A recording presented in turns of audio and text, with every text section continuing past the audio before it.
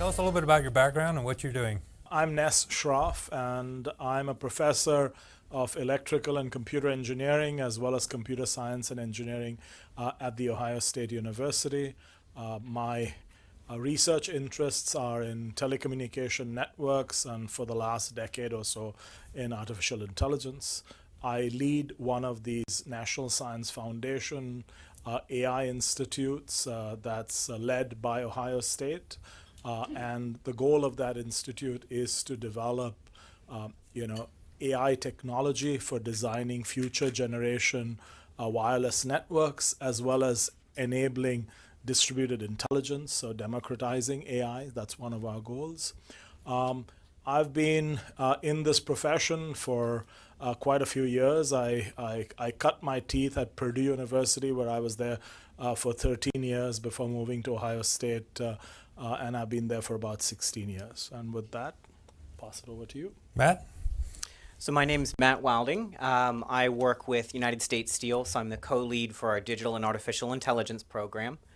So my background is actually in chemistry. So I was a classically trained chemist, worked at the Department of Energy for a while, and wanted to work for solutions that were a little bit closer to the end consumer than, working a little bit more set back from that in academia or working for a governmental organization. So did some time in management consulting and then landed at U.S. Steel, where I've led successive digital transformations kind of different areas of our business. So starting in people analytics, then growing that into thinking more about talent acquisition, recruiting, visa programs. How do you do those things in a manner that's digitally enabled and is actually making intelligent decisions? So thinking a lot, kind of borrowing from the earlier topics around bias in AI. How do we make sure that's not being pulled into our selection processes? And then currently, again, leading the actual global initiative for United States Steel around digital and artificial intelligence. And we'll go to Shervin. Even though you just heard from Shervin, some people may have joined the live stream here. So Shervin. Hi, Sherin Koband. I'm a senior partner with Boston Consulting Group and one of the leaders of our AI business.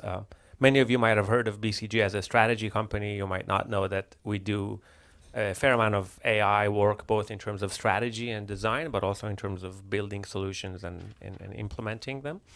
And so that's been a lot of my focus over the last, I would say, 2 decades, is helping companies devise an AI strategy, helping them build AI solutions and tools and putting them in production and managing the change and the enablement and the transformation. Very happy to be part of this conversation. All right, so manufacturing, nothing to do with artificial intelligence. It's just processes, it's machines running. Prove me wrong. Matt. Could not be farther from the truth. So I'll start there. You told me to be adversarial, so I've prepared. So we've talked a lot today in the earlier panels, but for folks who are just joining us now, one of the topics that we've talked about is introducing new processes with artificial intelligence versus reimagining processes that are already out there. And there aren't more process-heavy organizations than manufacturers. Everything we're doing is starting with the raw material. It's starting with energy. We're consuming that to convert it into some sort of work in progress that's then a finished good that goes to our end consumer. And so along every one of those potential steps where we are either touching the product, touching the consumer, or touching our customers, you actually are making decisions that are very, very data enabled, right? Because all of our equipment is recording information so that we can actually produce within good tolerances, with good quality, with good yield. And so we've got a plethora of data that actually gives us a really great, rich platform to be one of the first movers in pulling some of this information forward. And the risk profile, we heard from folks who are in healthcare this morning. Again, the risk profile is a little bit easier when we're making decisions on yield or production than if we are actually making decisions on diagnosis of a disease in a clinical setting. But perhaps a little more pressure, and we can come back to that. But you mentioned data. Ness, I know that you've thought a lot about how you get good quality data from lots of different places at the same time, and that seems like the core of what Matt was just talking about. Yeah, I think it's very, very important. So, in the previous session, we talked about bias in data, and clearly there is bias in data. There's also, the notion of garbage in, garbage out. So you have to be very judicious in how you sample the data. Sometimes there is just an overwhelming amount of data. Sometimes there's not enough data. And so, especially if you are, developing solutions that need to handle rare events, need to be, able to sort of, work in non-typical environments, then you need to ensure that you've sampled enough of that data and use it in your model versus just having sort of the regular data that happens. So there is a whole field of important sampling, which deals specifically in how you sample the data so that you can get outcomes that are efficient, fair, equitable, etc. That seems like it works pretty well once you have all the data. I mean, all these things, models we've talked about require tons of data, but almost all these projects probably start as small pilots. How do you go from small pilots, which have small data, to these big projects? And I'm going to look at you, Shervin, because I know that you have a ton of experience of pulling small projects to big projects. Well, I happen to also have been a chemical engineer. We have And three so chemistry you mentioned, folks you on mentioned the chemistry, chemical engineering. And so I go back to when I was in academia and we learned about engineering formulas and science and physics and heat exchange and fluid mechanics and all those things that work to basically model a plant or a production. And then when I worked for a while as an engineer, my job was to go and, had a small sort of piece of that process that was mine around some chemical reaction that I had to optimize. So you have these set points that you set, the pressure or the temperature or the flow or the mix of reagents. And so I felt very confident doing that because I learned the formulas, I knew the engineering tables, I could go to the handbooks and do that. I think what our colleagues here are talking about is that the game has changed. And now you have so much more data that those formulas often are an approximation of reality, what happens inside these reactors and reagents and all that, right? So that's where the AI has the power to really optimize set points or yield or, the whole economics of something. The challenge is that, like I was and like my boss was as an engineer, these operators have tremendous amount of pride in what they do. They have a ton of experience because they've been doing it.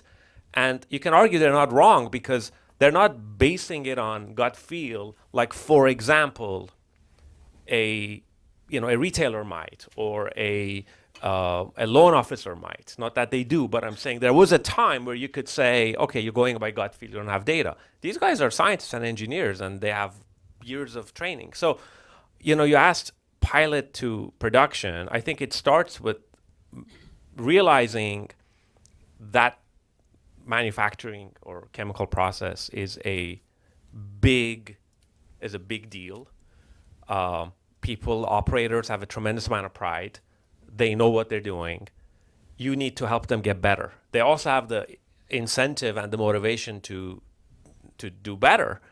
And so I would say start with them in the loop, understand the process, understand what they're trying to optimize, understand what they're measuring, understand how they're making decisions, and show them what AI could do to get more yield or less reagents or more throughput or whatever it is they're trying to optimize.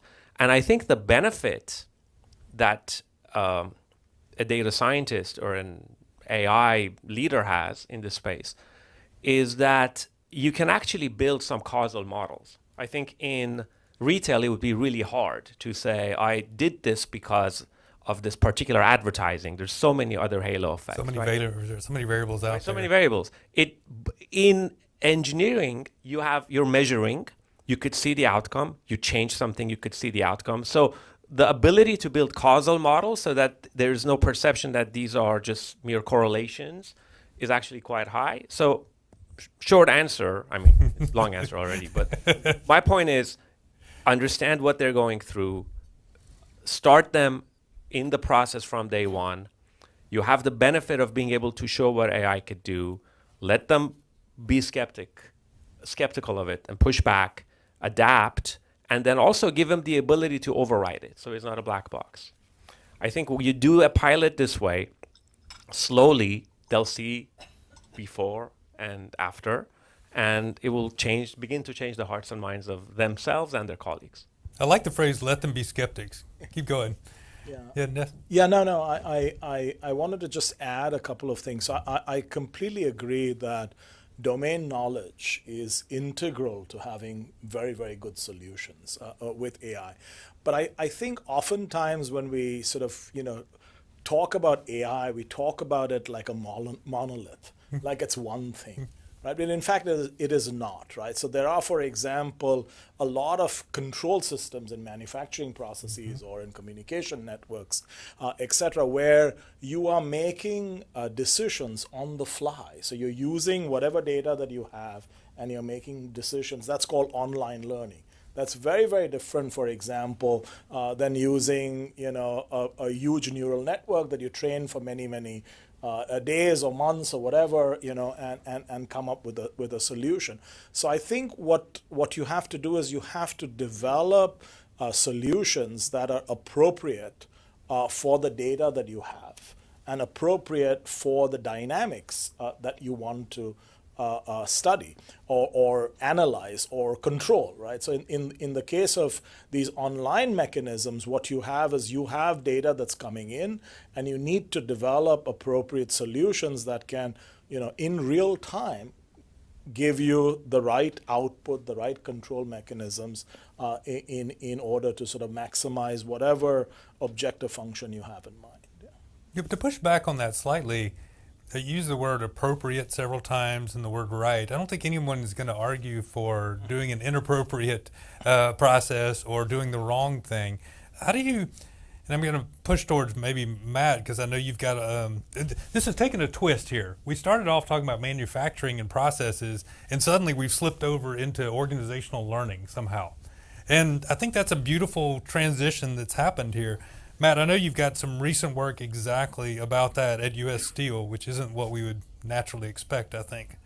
Yeah, so we've U.S. Steel is one of the longest standing companies in the United States. So we were the first publicly listed on the stock exchange. So you might not expect to hear us synonymous with artificial intelligence, with Google Cloud, with pushing this forward. But really the stance we've taken, and we alluded to it earlier, was AI has to be in service of something. So in an earlier panel, someone said, what might you say to a minister of technology? Mm-hmm. And the answer is that AI is in service of something. It is a tool. It's not an object in and of itself. And so the reason I say that is, when you think about a business and transformation, manufacturing is a great place for that, right? Because we're always having to reinvent ourselves, come up with new products, new ways. We're depleting natural resources, finding ways around it, and new material science challenges. And what is really critical in doing all of that, which kind of builds to U.S. Steel's intersection here, is finding ways to put innovative solutions in front of your customers using the same manufacturing base and tools that you've got at your disposal. Right? So the average age of the U.S. manufacturing base, our assets, is over 10 years old. In primary metals and manufacturing, it's over 20 years old.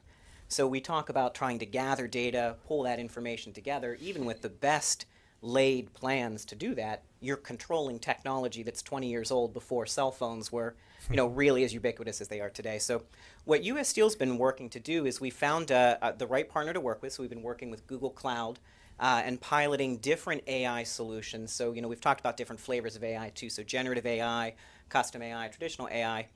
So we've actually recently released in a press release a few months ago our first generative AI application for the industrial U.S. sector, which we call MindMind, and it essentially is digitized our production manuals, our repair manuals, the S&OPs that we use for that. So now our technicians that previously would have been unfolding these like multi-panel paper documents can ask in real time, the blinker is out on my truck, how do I repair it? And you really begin to see that instrument uptime or that equipment uptime come up. And then what I think folks may not appreciate from that, now I'll stop talking in a second, but what folks may not appreciate is when you can do more work as a manufacturer, when you can be more efficient, you consume less resources, less energy, and less labor intensity, so you're actually greener and more sustainable for being able to do that. So in terms of how AI can serve your mission for manufacturers, it's really around being innovative, but also thinking about your sustainability initiatives and how you want to continue to operate the assets you have today to the best of your ability. But how does that work in terms of, I mean, for example, Ness, you mentioned learning and getting feedback, and you mentioned, things that are 10 or 20 or 30 years old. How do you build that learning that Shervin was talking about back into the process? I mean, it seems, how does that process look? I'm not sure who to ask that to. Everybody. Like, how do you get that feedback? We'll point to you, Shervin. You seem like the expert. I mean, you got to start small, right? Mm-hmm. You've got to pick a process. I think, Ness, you made a good point. You also have to figure out what problem you're solving and what are the practicalities of this problem you're solving and how many other, sub-processes and, upstream and downstream things it affects so that you're not doing it in a silo. I mean, it all has to connect together. And I think compared to other industries, that connectivity is super important because, like, if you have a production line that's doing something to then be used somewhere else, and if this one is not working and you find out midway, then the other one has to stop because it's using the improper material or not the well-cooked item or whatever it is. And the cost of production line going down is massive. So you got to sort of totally agree and resonate with that. This is not a problem that could be solved in a silo, but you also have to start small and have a path on how do you bring the operators along the way. So I alluded to that. They have the right incentive. AI has the right incentive if it's designed right. That human plus AI will make everybody happier there. So make sure they're in the loop. Do it for a small plant. If it's, let's say, mining or extraction or something, okay. I mean, most companies don't have just one. They have tens or hundreds of those. So do it for one. Show how it works upstream, downstream. Now you've got a playbook. Now you could scale it. Also, I would say maybe those AI formulas don't exactly scale because maybe you have a 5-stage process somewhere and a 3-stage process somewhere else. So it's not necessarily you swap one for the other, but the playbook for that organizational learning, for the connectivity, for how fast you go from POC to pilot could then evolve. So that's, I guess, my brute force answer to that is you start small, you measure your success, you move on. So I see a horizontal and a vertical dimension because I'm business school, so I have to have everything in a 2x2 matrix. So I have to think in 2x2s. What you just described was going. One approach would be go incredibly deep down one silo and get it all super AI'd up, and then pick a different process and go super AI there. Or a different process would be go a little bit on each process to improve them all. Another process, take another pass through them all and keep them in sync. Which way works? So, I mean, I can speak for what we do. Mm-hmm. So in our institute, we actually follow your model somewhat because the point is that, we are building for the next 10 years, next 20 years, right? So we are developing, the AI tools for wireless networks that are going to still be built. And so what happens is that we want to understand, how to develop new models that can improve efficiency in a significant way at a small level first. And so one of the things that we have found, and this relates back to your earlier question, is that simply applying off-the-shelf components, off-the-shelf AI, to solve problems that we already have a pretty good idea of how to solve using traditional techniques often doesn't work. So what you have to do is you actually have to build new foundational AI in order to solve these problems. So this is not just using, AI that's available now, but actually building AI that can deal with these complex systems. Like, what's an example of that? I'm having trouble. Oh yeah. So for example, let's say that you want to figure out how to say do congestion control in a network. So if all of you use the internet, we have reasonably good tools of how to manage congestion control. If you just use a traditional AI algorithm and put it there, it works worse than what you would have using all the knowledge that we've accumulated over the last 30, 40 years in dealing with these systems. So what you have to do is you have to develop the AI that can appropriately model the dynamics of this complex system, appropriately understand how to characterize the constraints that are part of the system, and then you can get the orders of magnitude improvement. So these improvements could be in terms of having bandwidths that are much higher than we have right now, or the delays are much, much lower, so that you can have very fast action happening, say in an autonomous driving application, right? But in order to do that, you really need a fundamental change in the technology. Just using the technology that we have right now won't work. And this sort of goes back to the domain knowledge, the physics. You need to understand the physical system that you're trying to model and then be able to develop the AI in order to solve that problem. So you're describing that AI can be much worse at first. It could certainly be. Right, that you've got a history of a giant way of doing a process and you're going to introduce AI tools into it and it's not going to do as well. Okay, how do you overcome that? That I can see a lot of backlash amongst a bunch of workers who then say, "Oh no, these newfangled stuff doesn't work." Well, I mean, so Feynman made the argument. I'm assuming all of you know Richard Feynman, Yep. the famous physicist, right? He said, it doesn't matter how good your theory is, it doesn't matter how clever your idea is. In the end, if the damn thing doesn't work, it But if the doesn't damn work. thing doesn't work So in short term versus long term, Yeah, I think but- there's the crux. But that's why you need to develop the appropriate technique that not only makes it work, but makes it work better than it does now. So you need to ensure that at a baseline, the AI is doing better than what you would without the AI. So Matt, when you introduced this manual, this generative process, did it perform better than people were doing? Yeah, I mean, but you'd have to answer with "it depends," which is the answer everybody's famous for giving. So if you've got an individual who's been working with us for 15 years, 20 years, they know that manual like the back of their hand. They may not even reference the manual when they're going out to the field to make a repair. So the way we think about that, kind of tying into that, it's been shared in our experience as well, is that when we have these types of tools where we've captured the domain knowledge, we're thinking about what are those actual deterministic models that you can put together, or you capture the domain knowledge in a generative AI system. What it helps is to even out performance and to bring people up to speed more quickly.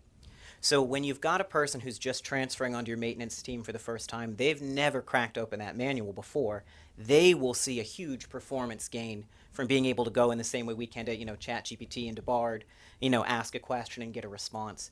But if, you're thinking about the 30-year veteran who knows it like the back of their hand, no, the gains will be relatively modest when you think about that, which for us can become really challenging because we haven't really talked about talent in manufacturing, the challenges that are facing manufacturers today, and it's that trade schools are not as popular as they have been in the past. The traditional skills that are out there to keep manufacturers running, machinists, welders, they're really hard to come by nowadays. And so really the name of the game for a lot of manufacturers is getting folks up to speed, trained quickly, and being able to facilitate and even out the performance in folks who are executing those tasks. Because the domain expertise is there. You've got really talented teams, and hopefully you do. You've been operating for a while. But you've got really great teams. It's how do you make sure that information gets really easily into the hands of the newer folks or the folks who are a little bit less sure about whatever process or model that they're trying to work through. Yeah, I think it's a super important point, Matt, and a good, I would say, also pivot that at least the overtone from the conversation for me was, when is AI going to beat the human? And it doesn't need to, right? It doesn't need to be binary. And I think and I think that's why you're saying it depends, because I mean, you could imagine all you need is AI plus human to do better than either one of them on their own. And like in your example, Matt, yes, if I'm a veteran of something and I know the manuals by heart, I probably don't need it. But if the new guy is going to come and ask me, well, A, he's not going to ask me, so I get my efficiency. B, the manual itself might be wrong, because like, in this specific, use case of knowledge, like I've seen in my work, there's been multiple SNOPs that have been incongruent because they were revisions or written in different times, and that might be confusion to people. So I just think that the frame of this is AI helpful or hurtful?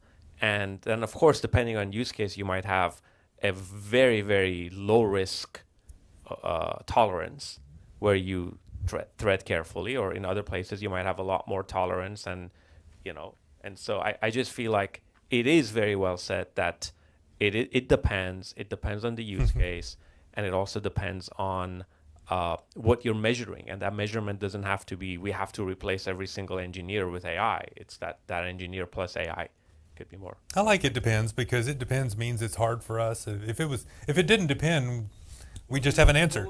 Yeah. Sorry, go ahead, Matt. I was just going to add to that. We think about how AI, I like that kind of analogy of thinking just AI plus human has to be better than either independently. And why some of the newer technology coming online, so the generative AI is helpful for us, is even evening out differences in forms of communication. So we saw that really early on as, we've digitized these manuals. We feel so intelligent. We feel great about ourselves. The digital team's high-fiving. And then you have the team that's on the ground asking questions, and the model can't perform because the colloquial language that they use to refer to some particular piece of equipment, in this case it was called the dog bone. And so we're trying to run through the manual, the data science team in the background is like, where's the dog bone? I can't find it. And we can't verify that the model's wrong. It's that for them, dog bone is a tie rod, and that's the language that group had used for 50 plus years. And so that's been another huge benefit for us, is being able to have folks understand one another, understand the differences in how we might be categorizing things, discussing things, and kind of working through problems. And that's actually been, rather than a hindrance for us, it's actually been really helpful to have the different groups from across our sites understand what those differences are and what the commonalities are. I like that point. I don't know what a tie rod or a dog bone is. I still don't either. I don't. Maybe we'll have to ask. Maybe I can press the Ask Siri button in my pocket here while we're talking. One thing I think about that, though, is that you have this person with 30 years experience that they know the manual. How do you get that person in 30 years from now? Like, if the generative models have helped these people come on without knowing the manual, is that a problem? And I don't know that it is, because I'm guessing nobody here got here by navigating the stars or using a sextant, right? We use a GPS, and that's okay. I don't know who can drive a manual transmission car. Okay, well maybe that's probably. Do you still? The point is that maybe that's not a skill we needed to carry over. But I'm guessing in this context there may be some tacit skills that we do need to carry over. How do we maintain those then in this scenario? That's too much of a pressure for you, I know, but that's what I was thinking. I think the earlier panel, right, sort of answered part of this question, which is that I think we are always going to need specialists. We are always going to need folks who, understand how the domain works, understand how the how the AI works with respect to the domain. So we are going to need, these researchers, these scientists, and so on. But I think how do we get them though? Well, you need to continually, train them, right? So there has to be a process of training. There has to be there has to be a process of learning, ongoing learning. You need to sort of have either in-house facilities if you have a large firm, or you basically go to academia or otherwise in order for people to get that expertise.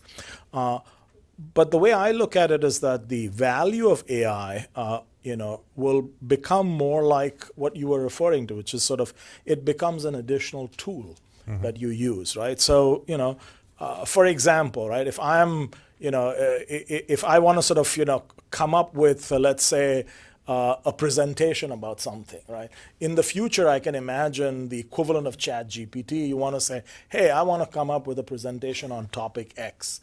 and you input it in, and it kind of gives you, a rough model. And then, you realize that that's not enough for that talk, and then you kind of dig into That's it. And that's the present, by the yeah, way. yeah, yeah. That's all my students Yeah, right yeah, now. yeah. But what I'm trying to say is that you can. You're right. You're right. But even now, right, or in the future, I suspect what you're going to need to do is you're still going to need to, dig into the knowledge base. You're still going to need to tweak it. You're still going to need to make sure that the information is correct, etc. But it does give you a head start, right, in a lot of things. So coding is one example where a lot of my postdoctoral researchers use AI right now. Certainly helps them accelerate the process, but doesn't solve their problem. If I may, I'd like to build on what Ness you're saying. There's future and then there's like near future, right? So 10 years from now, we may not know what happens, but it is a fact that, like in the use case you just talked about, Matt, right? There's no way that use case, even at like 100% effectiveness, is going to replace anyone, because these people have a job. Like they have to do something. They need to refer to a manual. Maybe that's a couple of hours a day. They need to then summarize what they did. They need to write case summaries or reports or incident reports. So like if you think about how much of really non-cerebral work is being done there, that AI could, or non-cerebral is not the right word, non-essential work is being done that AI can replace, so that that operator, that engineer can focus on the part of that job that he or she is needed for right now. And then maybe 10 years from now, if AI is going to even start encroaching on those, then I think, as Prakar said in the prior talent, I mean, our history has been, with technology, we've always gone up one notch above, right? We've never stayed. So I'm hopeful that will be our... And we all have things in our job right now that we don't want to do. I think we can all think about, there's a bunch of stuff that I'm sitting on that I wish I was not spending time on. That's, I think it's beneath my beautiful intellect or whatever. I'm sure I could have said that more less egotistically, but Matt, like, and these are complicated things, and how do you figure out the cost benefit of something like this? We have this potential generative model that we can use that might improve our process at some undetermined point in the future, spend some dollars right now to do it. How are you justifying that? How does that work?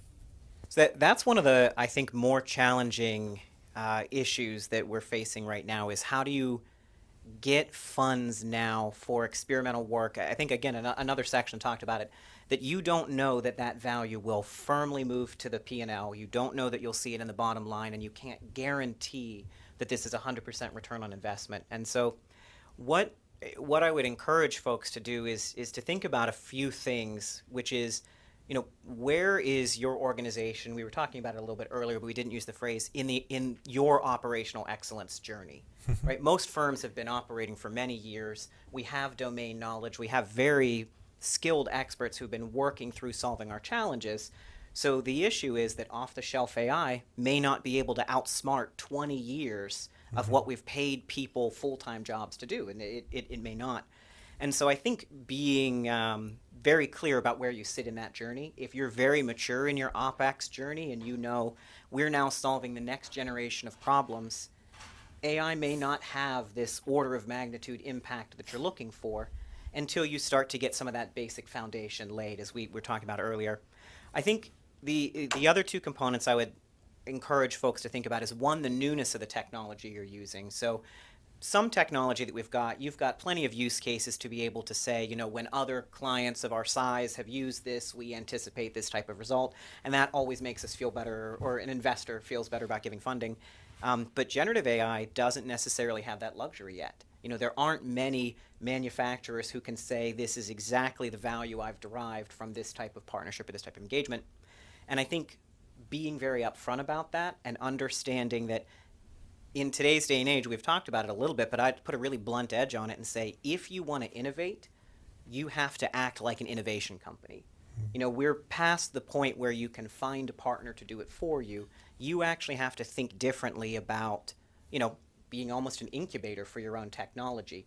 And that is problematic for a lot of long-running manufacturers, because now there's risk and maybe 50% of your projects aren't going to come to fruition. And that gives me heartburn as a finance lead. I don't want that. I want them all to work through. And so it's just really shifting your mind frame. But the last I'd say, and kind of what has been our kind of pilot as we force through this, is really trying to keep it simple. So we have a habit, maybe it's just, the academic in us all apparently, is, really wanting to pad the value with as many possible levers of value drivers that we can do so that anyone who tries to argue about the value is going to, come up short. And we've actually taken a completely different approach and say, what is the one thing that you are trying to accomplish? Is it a change in yield at this one asset? We're not going to look at anything else. We won't talk about energy gains, labor gains, productivity, efficiency. We won't look at any of those. I'm going to focus just on this one particular thing that we're looking at.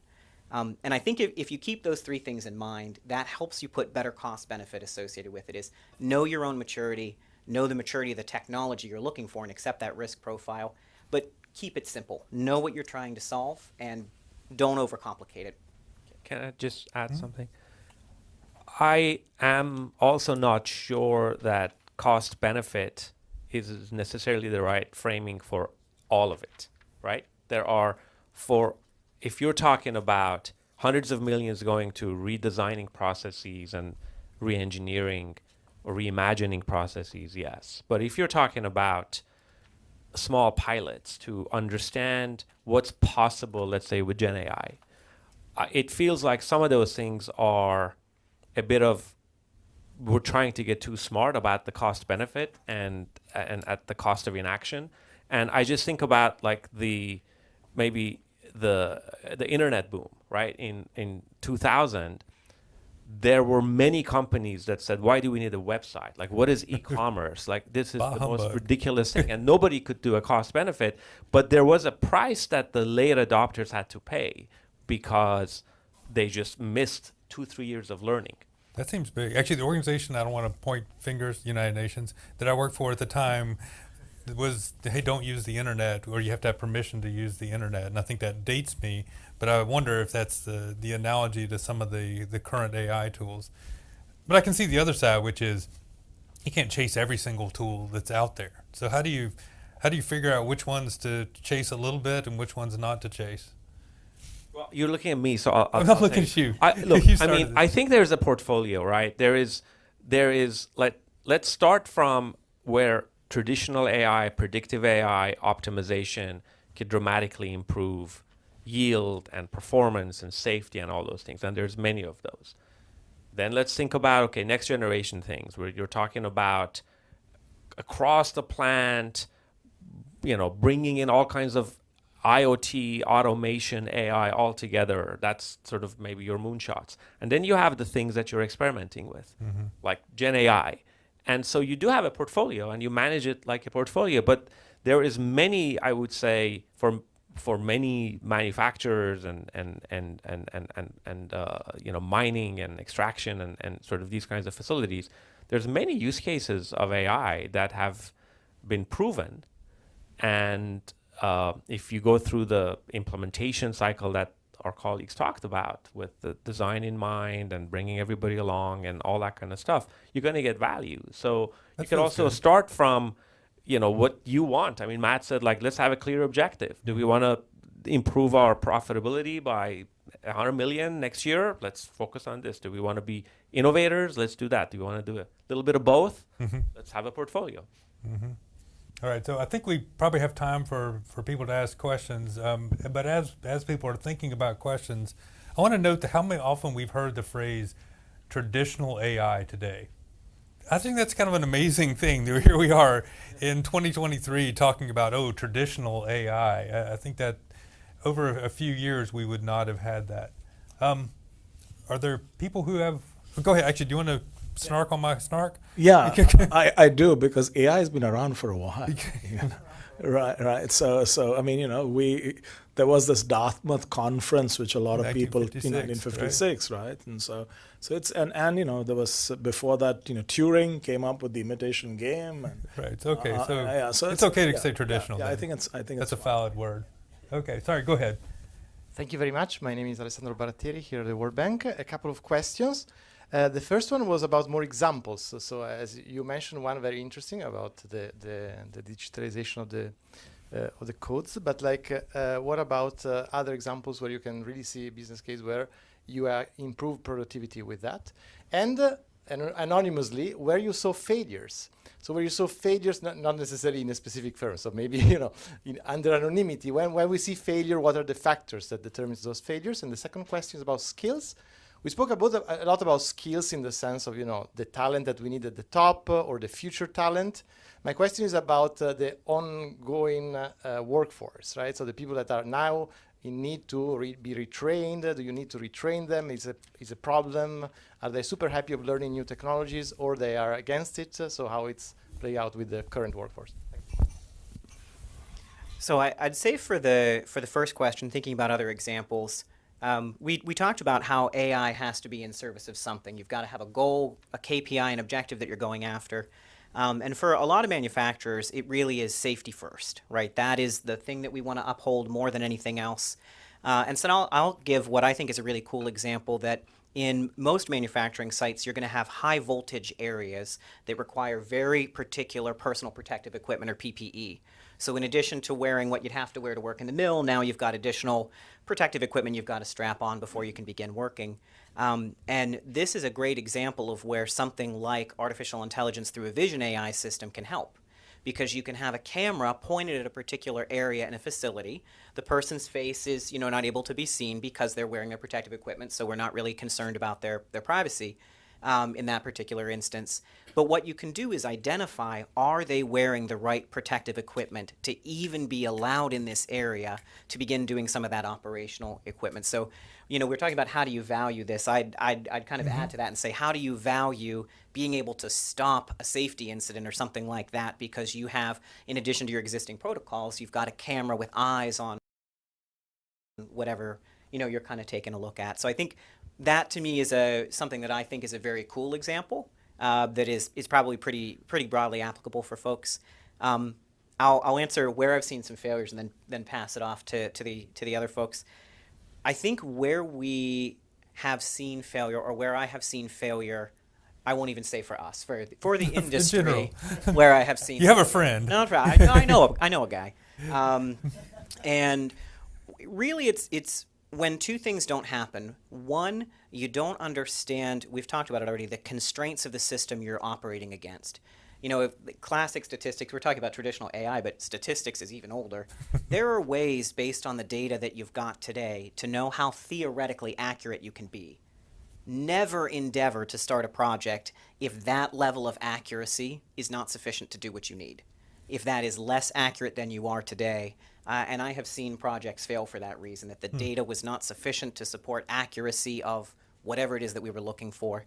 And then the other element is the change management, which we've talked about nonstop, right? I'm personally not going to be sitting in the pulpit of one of our cranes operating things because I dropped one coil of steel and I've just erased tens of millions from my budget because now I have to pay for it. So you've got folks out there who have been operating these pieces of equipment for a very long period of time. They've got a lot of skill, a lot of domain expertise, and you have to meet them where they are. You have to have them tell you where they need support. And that kind of goes to like a gaps and opportunities analysis too. Like, they will communicate to you what's difficult, what's problematic. They'll tell you how they want to interact with you, how they want to interact with your system. And when you don't follow that process, when you give them something they don't want, which we love to create, and so it's sometimes you forget that you don't need to serve a gourmet meal, you're just looking to serve like a snack for a 5-year-old, right? I think that's when I've seen other projects go down. So I'd say number one is when you don't have sufficient data and you're not going to be able to bring that up and you go on a fool's errand. And then the second would be if you don't take change management seriously and respect the folks who are actually going to be using your solution. Great points. Thank you so much. This has been super interesting. This is Ana Cristina Soria with the World Bank. I have two very quick questions. The first one is, what would you say is the main barrier to the adoption of AI tools in manufacturing in general? And also, I'm trying to get a sense of just how widespread this is. It seems like it's something that big poly companies are thinking about and at the cutting edge of their technologies. But I'm thinking, how can we democratize this, make it more available for maybe smaller firms, medium-sized firms, firms in developing countries? Thank you. So I'm not part of the manufacturing ecosystem, so I'll take the second question. A lot of the effort that we do in our institute is actually focused on democratizing AI. So the idea is that right now, if you want to run a complex AI algorithm, you need the resources of very, very high performance computing clusters, the Microsofts, the Googles of the world. And that's a resource that's available to not everyone. One of our missions is to see how we can use distributed resources, like the resources that you might have on various laptops, in an intelligent way in order to solve large-scale problems. So I think what you're going to see in the future is a lot of startups that are going to come about that are going to be focused on this domain, which is using the resources at the edge in order to solve problems like fine-tuning large language models, being able to solve reinforcement learning types of problems, meta-learning types of problems, which are sort of very useful for a variety of different tasks. But I'll leave the first question to the experts in the manufacturing sector. So I think I don't think I've ever been called an expert of anything before, so that just threw me for a loop. Enjoy the moment. Yeah, I love that. So I'd say I actually agree. I agree fully with everything you said, that the democratization is going to be really challenging. Today, someone has to pay the piper. Either I have to have a high performance computing cluster and experts who are ready to do that and deploy, or I need to pay a partner who's going to do that, or I need to find someone who can get me up to speed very quickly on that. And I think, kind of in the spirit of what can help accelerate those things, how do you bring that equity forward, is you have to be able to have partners make those offerings available to folks at a much lower cost than where we're sitting today. And some of that cost will naturally come down as the cost of computing, falls. Every time you implement, you have, 5 to 10 years before you more than half the cost of what it was to implement. But I think that's one of the big emergent needs that we're seeing, is when you've got these smaller, mid-size, or emerging starting up companies, they're actually better positioned to utilize AI because their equipment isn't 20 years old. So they can have fundamental, foundational work built into them. But really it's going to come down to, can we support or identify or stand up partners who will be able to help partner with those folks at a discounted cost to be able to bring that equity into some of the other areas that we've got. A slightly different take, which is a little glib, is that, so I teach a class in machine learning and I have students, and in the course of one class session, we can take an image classification problem and we can have performance at the level that would have won the contest for that image classification problem 5 years ago. And that's mostly because I'm an awesome teacher, but really because the tools are open and available, and the processing power that's available on these edge devices and small devices. That's not what the leaders are doing right now, but we don't, not everybody has to be leading on everything. And so a glib answer is that I think technology, this rate of progress that Matt mentioned, is big. I'm sorry, go ahead. Well, you had the second example of humility, which is to know oneself. The good things too. The question I have, I'm Billy May from Georgetown University. The question I have is, when does in this whole innovation thing, and it is innovative for some firms to be implementing AI, when does it make more sense to be the early leader or the fast follower? So for example, the early bird gets the worm, but the second mouse to the trap gets the cheese. I love it when those axioms work, and look before you leap, and he who hesitates is lost. I mean, I love it when when we. I mean, you're posing such a great, I would say, existential question that I think goes beyond the sector of manufacturing, and I think history is full of examples where somebody was either the bird or the mouse, and I think this is where strategy is really important. I would also say, like, Matt, you talked about simplicity. So I tell you a simple rule for me when I'm advising my clients is, I was as a close colleague of mine a while ago said, look, think of it as circles of fire. And how many circles of fire do you have to jump through for this thing to work? Now, that could be, I mean, you talked about two of them. One was data. Ness, you talked about the technology and the whole ecosystem and all that, so maybe that's the second one. And I would say the third is the change management, right? So if the worm or the cheese requires you to jump through all three circles, because I think you give the answer also yourself, which is know thyself, right? So if you're sitting back and you're saying, I know myself, I maybe can jump through one circle, but I cannot do two. So that tells you want to wait for the mouse.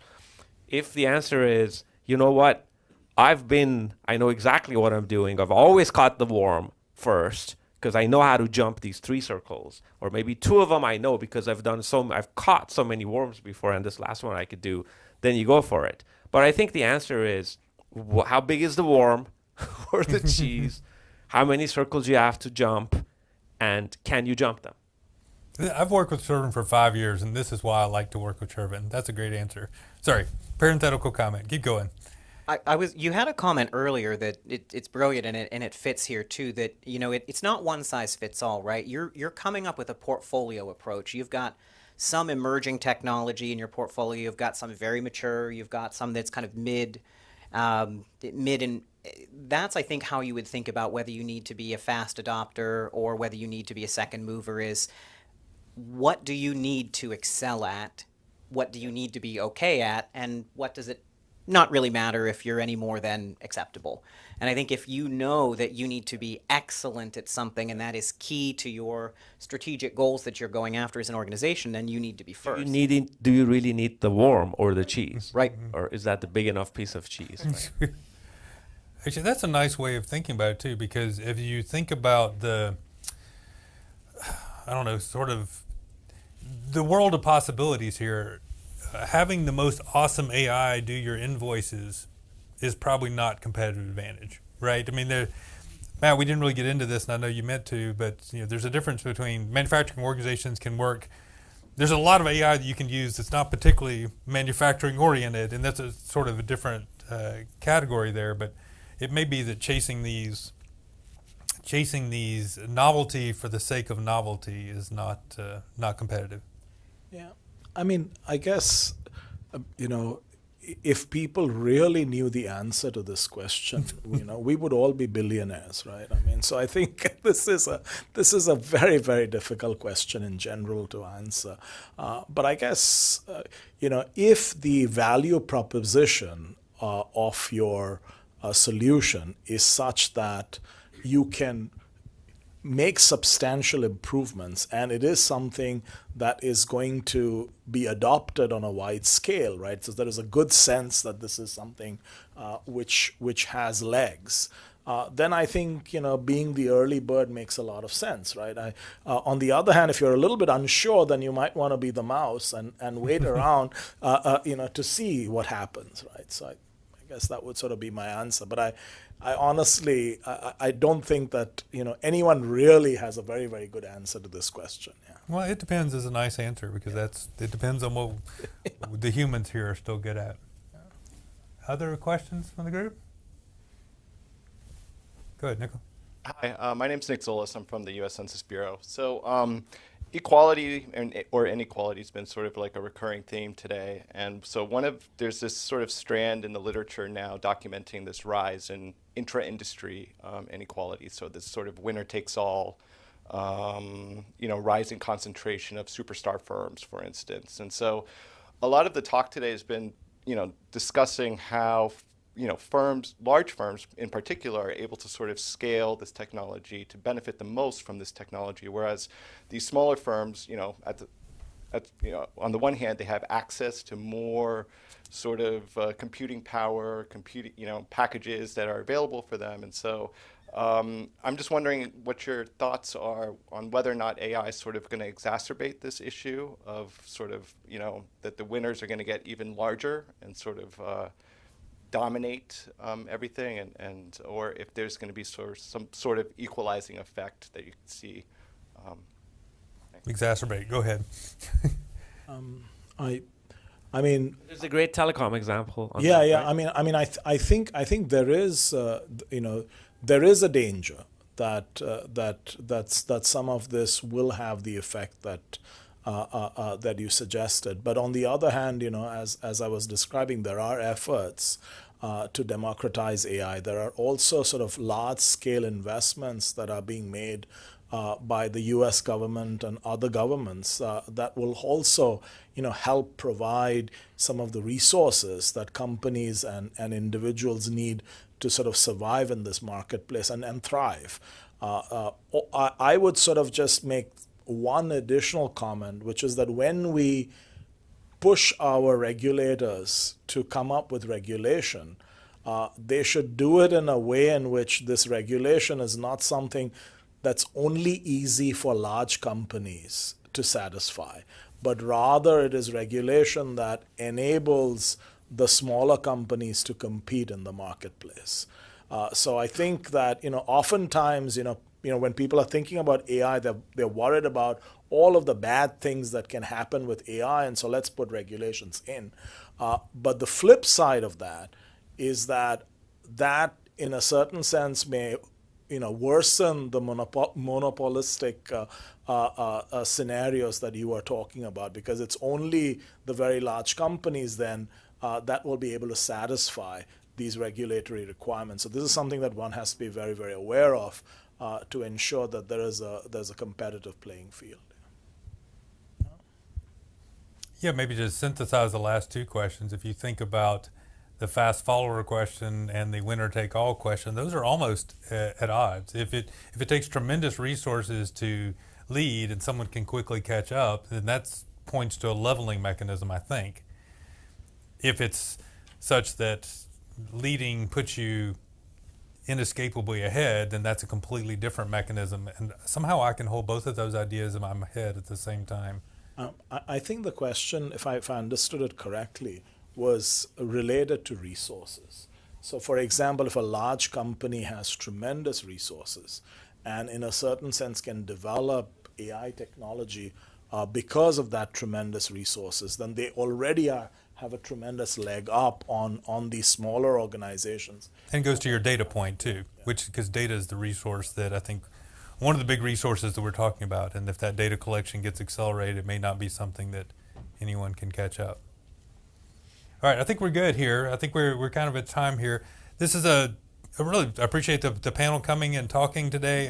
Some really good examples, and I think they highlight issues not just in manufacturing, but issues really at all industries. And thank you for your time.